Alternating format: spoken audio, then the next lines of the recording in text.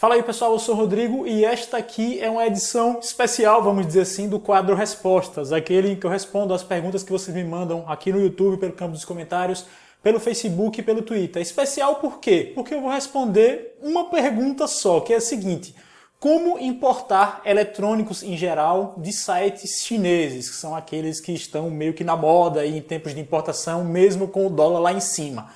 Eu tive a ideia de fazer esse vídeo enquanto eu estava interagindo com a galera no Twitter, dizendo, eu estou pensando em importar o Redmi 3, smartphone da Xiaomi que não foi lançado por aqui, a gente não sabe quando ou se chega.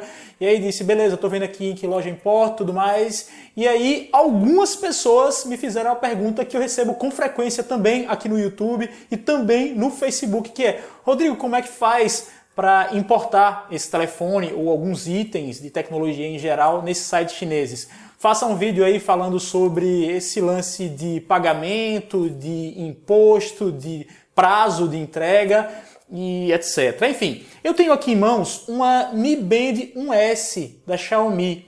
Estou usando a primeira Mi Band que eu comprei aqui no Brasil mesmo.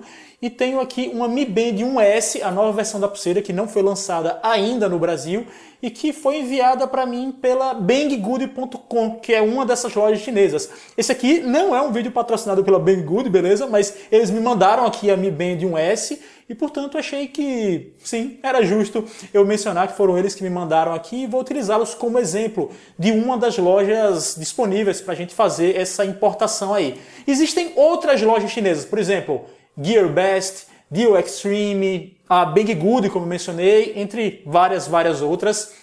E também tem o site AliExpress. Qual é a diferença dessas três lojas que eu mencionei antes para o AliExpress? É que o AliExpress é uma espécie de mercado livre chinês, vamos dizer assim. Estou falando de forma geral, mas dá para dizer isso. Por quê? Porque não é uma loja centralizada apenas. O AliExpress embarca uma série de vendedores que anunciam seus produtos lá. Então existe todo aquele lance de sistema de qualificação, de processo com prazos para disputa. Então se um vendedor te envia um produto e ele se perde ou qualquer outra ocorrência desse tipo, eles têm um sistema próprio de disputa, né? Você abre a chamada disputa para ter seu dinheiro devolvido e tudo mais. Dá para dizer que tanto os sites como Banggood, como GearBest, Deal Extreme, quanto o AliExpress são confiáveis. Dá para dizer que todo esse tipo de compra é confiável. Embora, claro, quando você vai comprar num AliExpress da vida, você tem que ver se o vendedor em questão, se ele tem qualificações, se dá para você confiar nele, assim como acontece, por exemplo, no Mercado Livre. Você olha lá as estrelinhas dele, se ele for qualificado, sim, você pode fazer essa importação. E em relação às lojas chinesas, obviamente que você tem que comprar em uma que já recebeu recomendações de alguém que você conhece. Por exemplo, essas que eu mencionei são confiáveis sim. A Banggood é uma loja que já me enviou algumas coisas e eles são totalmente confiáveis. Existe inclusive uma vantagem de se comprar atualmente nas lojas asiáticas, que é o fato de que agora elas aceitam boleto bancário. É uma opção de pagamento aí bem brasileira e que dispensa o uso, por exemplo, de um cartão de crédito internacional, dispensa o uso de um PayPal e que era, até pouco tempo, eu imagino, a dificuldade de muitas pessoas, né? Não posso importar porque eu não tenho cartão de crédito internacional. Agora, muitas dessas lojas, inclusive o AliExpress, aceitam boleto bancário.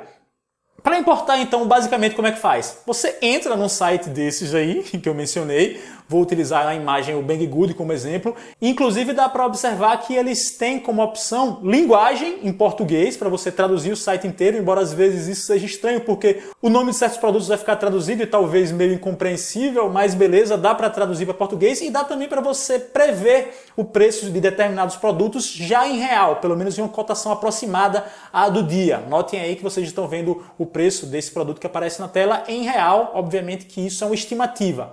Prestem atenção no seguinte, se você paga no cartão de crédito, você está exposto a ter que liberar mais um dinheirinho aí por conta do IOF, que é uma tarifa brasileira para quando você compra em cartão de crédito no exterior, por exemplo. Então se você pagar 500 conto em um produto, você vai pagar aí, vamos dizer, uns 30 reais, uns 20 reais de IOF.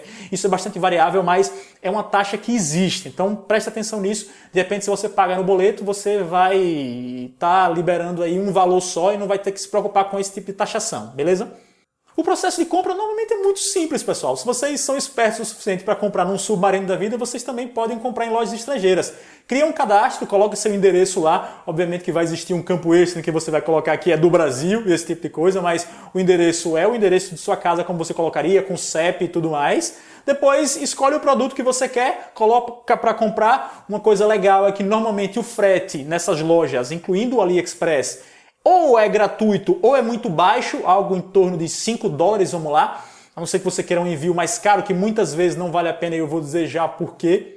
Coloca esse produto no carrinho, de repente você sabe que existe um cupom, você pode colocar esse cupom também para ter um desconto, mas nem sempre é o caso. Fecha a compra e depois escolhe sua forma de pagamento, que vai ser boleto bancário, vai ser PayPal, vai ser cartão de crédito. É um processo de compra muito parecido com o que a gente já tem quando pega produtos em lojas brasileiras mesmo, não tem muito segredo. E aí depois você vai ter que esperar um tempinho para que eles processem o pagamento e para que eles enviem o produto. Eles dão estimativa do prazo que vai ser utilizado para que o envio seja efetuado. Depois que eles enviam, normalmente eles informam um código de rastreio daquele que tem 2 letras, uns números e depois CN, que quer dizer o código da China, né? Quando no Brasil tem BR no final. Enfim, eles vão dar um código de rastreio que você pode utilizar tanto no site dos Correios, naquele SRO, né? O rastreamento de objetos dos Correios, quanto em aplicativos que fazem o rastreamento desses pacotes também. No AliExpress eu tenho que dizer a vocês que às vezes eles dão uns códigos de rastreio que são meio loucões, são só números, eu, pra falar bem a verdade, às vezes não entendo muito bem, mas pelo menos você tá backupeado aí, você tem o seguro de que se não recebê-lo em determinado prazo, você pode entrar com um processo de disputa. Tá, porque foi que eu falei que às vezes em sites chineses não vale muito a pena você pagar pelos envios mais caros. Por quê? Isso tem a ver com o prazo. Muitas vezes, ou na maioria das vezes, a grande demora para você receber um produto não é o tempo que ele leva para chegar no Brasil. Ele até chega no Brasil, às vezes, em 1 semana, 2 semanas, em menos tempo do que ele fica esperando ser liberado na Receita Federal. É na Receita mesmo que ele leva muito tempo para ser liberado. Então, a grande parte das encomendas que chegam no Brasil, o maior intervalo de tempo no tempo total de entrega é esse tempo que eles ficam esperando lá até serem liberados para sua casa. Você vai acompanhando esse processo pelo códigozinho de rastreio mesmo, né? E aí muitas vezes você paga caro por envio, ele chega no Brasil em 4 dias, 1 semana, mas aí depois passa mais 20 dias na Receita. Então, não sei. Para mim não vale muito a pena, eu prefiro pagar pelo envio baratinho ou até pelo envio gratuito, que quando diz respeito a produtos de valor, normalmente tem código de rastreio, então isso é bem tranquilo. E aí você tem que esperar. Na minha experiência, você não pode querer receber o produto antes de 45 dias, vou dizer. Às vezes pode ser que tudo aconteça em menos tempo, mas o que eu tenho importado ultimamente leva pelo menos uns 45 dias até que chegue em minha casa ou até que eu possa retirar. E qual é a diferença de chegar em minha casa ou eu ter que retirar? É que quando ele não é taxado, ele vem direto para sua casa, ou seja, beleza, você pegou. E quando ele é taxado, você tem que retirar. O que chega na sua casa é uma notificaçãozinha, um papel dos Correios, depois um telegrama que avisa, olha, nós temos aqui um pacote que está esperando a sua retirada, enfim. Eles inclusive já informam qual é a taxa que você vai pagar para retirá-lo lá nos Correios. Você tem que levar o valor para poder pagar lá e pegar seu pacote.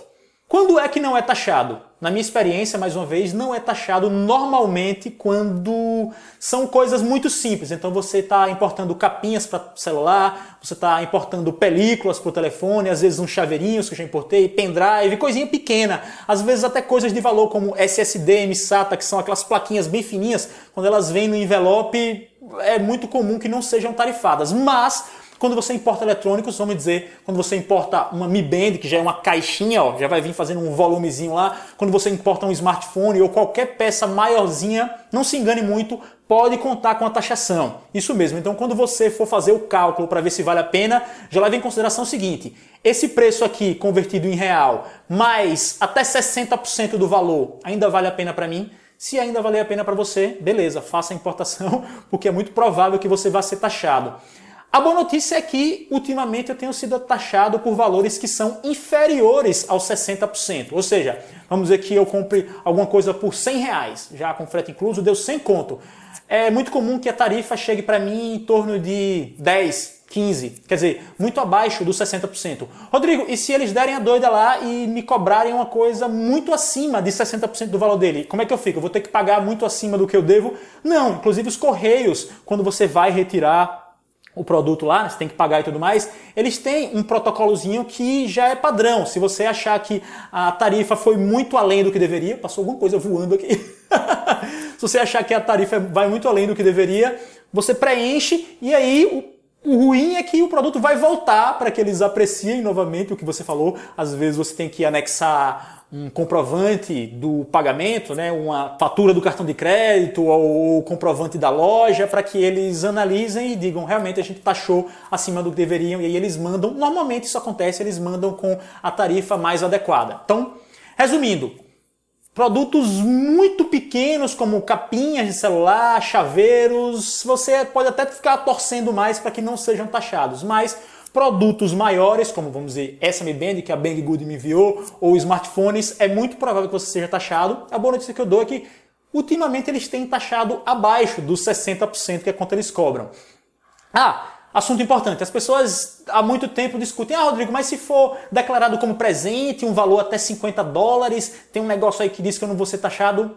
Na prática, não, galera. Se eles quiserem tarifar, até as capinhas de celular que eu disse que normalmente não tarifam, eles vão tarifar, independentemente de ter sido declarado como gift, de ter sido declarado com valor abaixo, porque a Receita sabe que é prática comum das lojas chinesas mandar valores declarados já abaixo mesmo dos reais, ou colocar como gift, como presente, quando não é gift, quando é claramente uma venda. Então eles meio que não estão nem aí para isso. Não adianta espernear, se eles quiserem te taxar, eles vão taxar e pronto.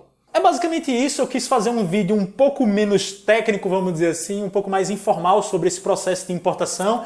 Normalmente o que eu digo é o seguinte, se você vai importar uma coisa, você não pode estar muito ansioso para receber como se fosse uma compra que você fez no Brasil. É alguma coisa que você tem interesse, mas que você sabe que você vai esperar um bocado, às vezes você vai ter que inclusive abstrair, até que um dia você vai receber lá em casa ou vai ser notificado de que foi taxado e você vai lá buscar. Uma pergunta bastante comum que me fazem em relação a esse tema é: Rodrigo, é seguro? É seguro importar?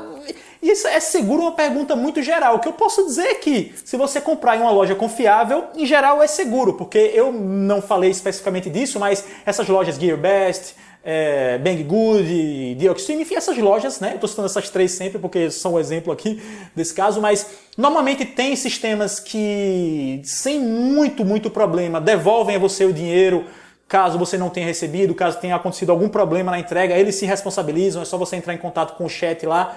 Algumas lojas, inclusive, já tem esse tipo de chat em português. De repente você vai precisar arranhar um inglesinho ali para poder dizer que não recebeu. E também já é uma coisa que vem acontecendo, botões automáticos para você apertar lá e dizer, olha, não recebi. Aí você abre disputa e eles devolvem o dinheiro. No AliExpress, por exemplo, tem um prazo que fica correndo o tempo todo no menuzinho lá, um prazo decrescente, e assim que ele acaba, ele diz, olha, o prazo de disputa está acabando, você recebeu mesmo, porque se você não recebeu, você vai lá, clica e eles já processam isso automaticamente.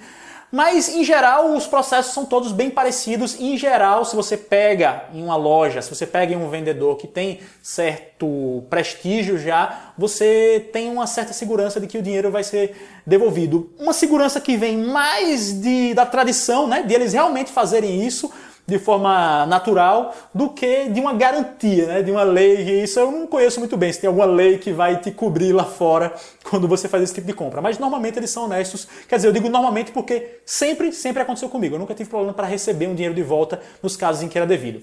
Talvez o vídeo tenha ficado um pouco longo, mas eu quis falar mesmo que de vários aspectos que eu normalmente vejo sendo perguntados ou sendo mencionados aí nessa questão de importação. É um processo que ultimamente tem ficado um pouco mais complicado com esse dólar bastante alto, né? Esses últimos dias tem até baixado aí, mas que eu acho que vale muito a pena, principalmente para importar produtos que não são lançados aqui, para importar alguns produtos que, mesmo com o dólar altão, ainda tem valores que são, assim, sem dúvidas, ótimos. Então, eu continuo fazendo isso, embora não com a mesma frequência de outrora. Aproveito aqui para agradecer a Banggood por ter me enviado a Mi Band 1S. Eu ainda não fiz um vídeo sobre ela, tá lacrada aqui, porque eu costumo fazer o unboxing, né, em vídeo para mostrar as imagens e tudo mais. É uma caixinha bem parecida com a da primeira Mi Band mesmo, não tem diferença nenhuma.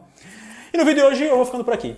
Eu agradeço a vocês que assistiram. Se gostaram, por favor, clique em gostei. Se é a sua primeira vez aqui no canal, clique em inscrever-se, porque assim você acompanha meus próximos envios do YouTube.